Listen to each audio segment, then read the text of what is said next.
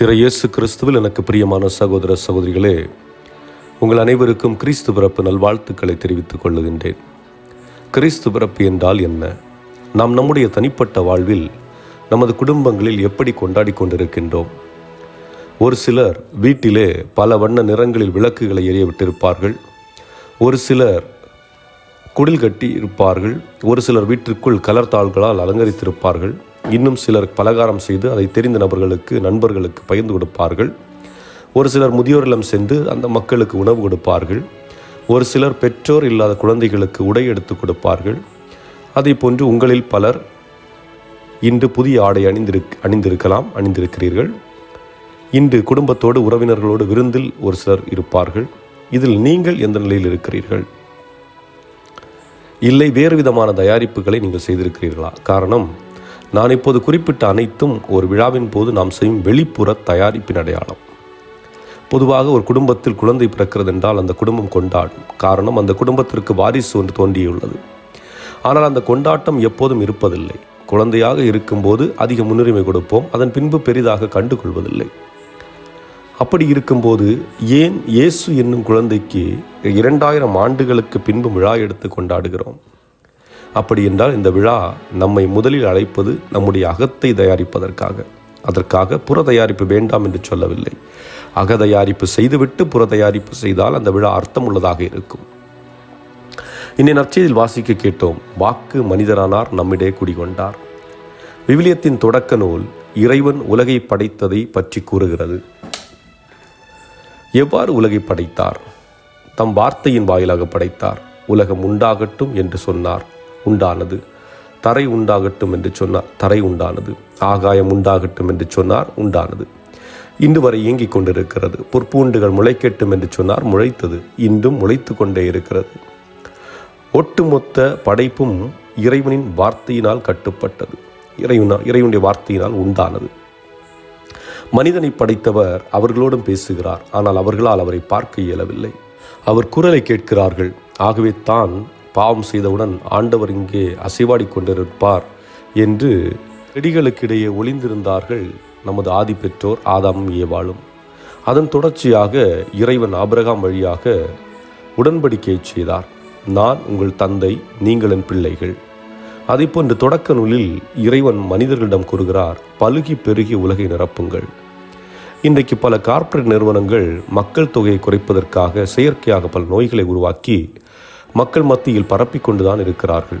ஆனாலும் பலுகி பெருகுங்கள் என்று சொன்ன ஆண்டவர், படைத்தவரை விட படைக்கப்பட்டவன் எப்படி உயர்ந்தவனாக நிற்க முடியும்? கோவிட் முடிந்த பின்பு உள்ள உலக மக்கள் தொகையை எடுத்து பார்த்தால் ஆச்சரியம். காரணம், 750 கோடியில் இருந்தது 800 கோடியை தாண்டி சென்று கொண்டிருந்தது. இன்றைக்கு அதைவிட அதிகமாக மக்கள் தொகை கூடிக்கொண்டிருக்கிறது. மீடியாக்கள் சொல்வதை மட்டுமே நம்பாதீர்கள். கண்ணால் காண்பதும் போய், காதால் கேட்பதும் போய், தீர விசாரிப்பதே மெய். அதை செய்வோம் என்றால் தெரியும், இறைவனின் வார்த்தை தோற்பது இல்லை என்பதே. அந்த வாக்கு மனித உருவம் எடுத்து அன்னை மரியாள் வழியாக இந்த உலகிற்கு வந்தார். அந்த நிகழ்வை தான் நாம் கொண்டாடி கொண்டிருக்கின்றோம்.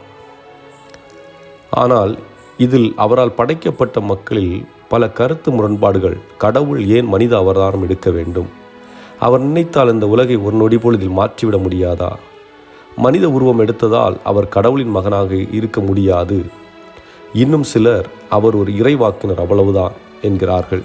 இப்படி எண்ணுகின்ற மனிதர்களுக்கு எப்படி புரிய வைப்பது என்று எண்ணுகிற வேளையில் அமெரிக்க ஜேர்னல்ஸ் ஒன்றில் ஒரு நிகழ்வை பார்த்தேன். அமெரிக்க நாட்டிலே பனி அதிகமாக பெய்யும் ஒரு பிரதேசத்தில் ஒரு கத்தோலிக்க குடும்பம் வசித்து வருகிறது. அந்த குடும்பத்தில் உள்ள தந்தை கடவுள் மனிதராக அவதரித்தார் என்று சொல்வதில் எனக்கு நம்பிக்கை இல்லை என்று வாழ்ந்தவர். அதே நேரம் அவர் மனைவி மற்றும் குழந்தைகள் கடவுள் மீது அதிக நம்பிக்கை உள்ளவர்கள். கிறிஸ்மஸ் அன்று இரவு திருப்பலி காண அனைவரும் தயாராகிறார்கள். இல்லத்தின் தந்தை சொல்கிறார், நான் உங்களோடு வரவில்லை, நீங்கள் செல்லுங்கள். நீங்கள் வந்த பின்பு கிறிஸ்மஸ் கொண்டாட்டத்தில் நான் கலந்து கொள்கிறேன் என்று இல்லத்திலே அமர்ந்து விடுகிறார். அந்த இரவில் பனி பெய்ய ஆரம்பிக்கிறது. அங்கு பனி என்பது பஞ்சு போன்று மெதுவாக இறங்கிக் கொண்டே இருக்கும். ஆனால் அந்த இரவில் பனி காற்று வீசியது. ஆகவே உட்கார்ந்திருந்தவர் திடீரென யாரோ தன்னுடைய இல்லத்தின் கதவுகள் மீதும் ஜன்னல்கள் மீதும் கல்லால் எறிவதாக உணர்கிறார். யாரென்று வெளியே சென்று பார்க்கிறார். அங்கே பனிப்புயல் ஏற்பட்டதில் பறவைகள் வந்து மோதிக்கொண்டிருந்தன. காரணம், அங்கே வீட்டின் ஜன்னல்கள் பொதுவாக கண்ணாடியில் இருக்கும். ஆகவே அவைகள் உள்ளே செல்ல முற்பட்டு அடிபட்டு கீழே விழுந்தன. இதை பார்த்த அவர் இந்த பறவைகளுக்கு ஒதுங்குவதற்கு இடம் கொடுக்கலாமே என்று எண்ணியவராய் தன் பிள்ளைகள் விளையாடும் பகுதியை திறந்து விட்டார். அங்கே இல்லத்தை வெப்பப்படுத்த விறகுகள் எரிந்து கொண்டிருந்தன. பறவைகளை உள்ளே அழைத்து பார்த்தார். அவைகள் உள்ளே வர மறுத்தன. அதன் பின்பு ரொட்டி துண்டுகளை போட்டு பார்த்தார். அவைகள் உள்ளே வந்து அந்த துண்டுகளை எடுக்க முற்படவில்லை. முன்பு போன்றே கண்ணாடியில் இடித்து கொண்டே இருந்தன. ஒரு கட்டத்தில் சோர்ந்து போய் உட்கார்ந்தார். அப்போது அவருக்கு ஒரு எண்ணம் தோன்றியது. நாம் எத்தனை முறை அழைத்தாலும் இந்த பறவைகள் வரவில்லை. ஒருவேளை நான் பறவையாக இருந்திருந்தால் என்னை ஏற்றுக்கொண்டிருப்பார்களோ? அவ்வாறு நினைக்க ஆலயத்தில் உன்னதங்களிலே பாடப்பட்டு மணி அடிக்க தொடங்கியது. அப்போதுதான் அவருக்கு புரிந்தது, இறைவன் தொலைவில் இருந்தால் நாம் அவர் வார்த்தையை கேட்க மாட்டோம், அவர் அன்பை உணரமாட்டோம். ஆகவே தன்னை மனிதரோடு ஒப்புமைப்படுத்த, தன் அன்பை வெளிப்படுத்த தான் இயேசு மண்ணில் தோன்றினார் என்று உணர்ந்தவர் உடனடியாக மண்டியிட்டு வேண்டத் தொடங்கினார். அன்புக்குரியவர்களே, கிறிஸ்து பிறப்பு நம்மை சிந்திக்க அழைப்பது இயேசுவின் பிறப்பின் மீது நம்பிக்கை கொள்வதற்கும், இரண்டாவது இறைவன் நம்மை மிகவும் அன்பு செய்கிறார் என்று புரிந்து கொள்வதற்கும். முதலாவது நம்பிக்கை. உங்களிடம் உங்கள் எதிர்காலம் என்ன என்று கேட்டால் என்ன சொல்வீர்கள்? ஒரு இளைஞனாக இருந்தால் படிப்பு, அதன் பின்பு உழைப்பு, அதன் பின்பு திருமணம், அதன் பின்பு குடும்பம். ஒருவேளை நமது ஆயுட்கால முடிவுக்கு வருகிறது என்று வைத்துக்கொள்வோம். அதன் பின்பு என்ன நடக்கும்? பலருக்கு இன்னும் அதில் தெளிவு இல்லை என்பார்கள். ஒரு சிலர் இயேசுவோடு இருப்போம் என்பார்கள். இன்னும் சற்று ஆழமாக யோசிப்போம். திடீரென உடல்நிலை சரியில்லாமல் போகிறது, காய்ச்சல் அல்லது ஏதோ ஒன்று வருகிறது. நாம் ஒவ்வொருவரும் அந்த சூழலை அனுபவித்திருப்போம். உடல்நிலை சரியில்லாமல் இருக்கும்போது உங்களுக்கு எது இன்பம் கொடுத்தது? உணவு, துணி, உறவுகள், நண்பர்கள். அந்த நேரத்தில் உங்கள் நம்பிக்கை எதுவாக இருந்திருக்கிறது? காரணம், நமது வாழ்வில் பல விரக்தி சூழல்கள் உள்ளன. அந்த சூழலில் இந்த உலகை சார்ந்த எவரும் கை கொடுக்க முடியாது. இறைவன் கரம் மட்டுமே நம்மை வழிநடத்தும். ஆகவே தான் இயேசுவின் மீது நம்பிக்கை வேண்டும். ஒருமுறை கல்கத்தா அன்னை தெரசாவிடம் ஒரு கேள்வி கேட்டார்கள். உங்களால் மட்டும் எப்படி தொழுநோயாளிகள் புண்களை துடைத்து கழுவி மருந்து வைத்து கட்டுப்போட முடிகிறது? அவர் சொன்னார், நான் எதையும் செய்யவில்லை. நான் இயேசுவின் மீது நம்பிக்கை வைத்து அவரிடம் என்னை ஒப்புக் கொடுத்தேன். அவர்தான் என் வழியாக செய்கிறார். இதுதான் நம்பிக்கை. இரண்டாவது, இயேசுவின் அளப்பெரிய அன்பு. நீங்கள் இதுவரை உண்மையான அன்பை உணர்ந்திருக்கிறீர்களா? இந்த உலகில் நான் கூறும் அன்பு, பாசம் எல்லாம் ஒருவித சுயநலம்தான். குழந்தையாக இருக்கும்போது அந்த குழந்தை தன் தாயை பார்த்து ஐ லவ் யூ என்று சொன்னால் அந்த குழந்தைக்கு முத்தம் வேண்டும். கொஞ்சம் வளர்ந்த பின்பு அதே தாயை பார்த்து ஐ லவ் யூ சொன்னால் எனக்கு அந்த பொருள் வேண்டும், வாங்கி கொடு என்று பொருள்.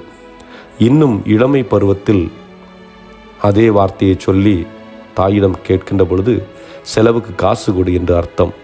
இவ்வாறு சொல்லிக்கொண்டே போகலாம். இறுதியில் எங்கு போய் நிற்கும்? இறுதியாக ஐ லவ் யூ என்று சொல்லுகின்ற பொழுது சொத்து பத்திரத்தில் கையெழுத்து போடுமா என்று நிறைவு வரும். இதுதான் மனிதனின் அன்பு. ஆனால் இயேசுவின் அன்பு தூய்மை, வெண்மை, களங்கமற்றது. நம்மிடம் எந்த எதிர்பார்ப்புமின்றி நம்மை அன்பு செய்ய உலகில் வந்திருக்கிறார். நான் அவரை நம்பிக்கையோடு ஏற்றுக்கொள்கிறேனா? நான் இயேசுவை போன்று தூய்மையான அன்புடன் வாழ முற்படுகிறேனா? என்னால் என் மனைவியை எதிர்பார்ப்பின்றி அன்பு செய்ய முடிகிறதா? என்னால் என் கணவரை எந்த எதிர்பார்ப்புமின்றி அன்பு செய்ய முடிகிறதா? என்னால் என் பெற்றோரை எந்த நிபந்தனையுமின்றி அன்பு செய்ய முடிகிறதா? அப்படி செய்தால் மட்டுமே நாம் நமது அகத்தை தயாரித்திருக்கின்றோம் என்ற அர்த்தம். ஆனால் இயேசுவின் பிறப்பு என்பது அனைவருக்குமானது. இது மதம், இனம், மொழி அனைத்தையும் கடந்தது. காரணம், படைத்தவர் தன் படைப்புகளை பார்க்க அன்பு செய்ய வந்திருக்கிறார். நாம் அவரை நம் உள்ளத்திலும் இல்லத்திலும் வரவேற்போம். அனைவருக்கும் கிறிஸ்து பிறப்பு நல்வாழ்த்துக்கள்.